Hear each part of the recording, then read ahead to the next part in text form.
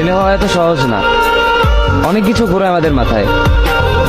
সব তো তোমার বইলা বোঝানো যাবে না, তারপরও কিছু বলি শোনো। আমরা ছেলেরা বউর সামনে মার সাথে ভালো করে কথা বললে মার আঁচলে থাকা সন্তান, আবার মার সামনে বউর সাথে ভালো করে কথা বললে বউর গোলাম। নিজের ছেলে মেয়েদের যদি মারি আমাদের দয়া মায়া নাই, আর ওই ছেলে মেয়েদের যদি কিছু না বলি আশকারা দিতেছি। নিজের বউরে দিয়া যদি জব করাই সেই ক্ষেত্রে আমি বউর কামাই খাই, আর যদি বউরে দিয়া জব না করাই আমি সন্দেহ করি। সারাদিন ঘরের বাইরে থাকলে আমরা ভাদাইম্মা, আর যদি ঘরের ভিতরে থাকি তাহলে বেকার, কাজ কাম নাই।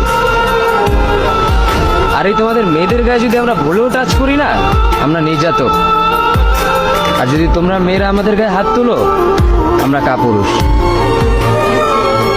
আর একটা ছেলে কি বা করে পুরা লাইফে নিজের জন্য? মার ওষুধের থেকে শুরু করে বউ বাচ্চার প্রত্যেকটা সব পালন করার দায়িত্ব একটা পুরুষের। কিন্তু কি লাভ এত কিছু কইরা? দিন শেষে একটা ভুল করলেই সবাই ভুলা যায় যে কে কি করছে তার জন্য।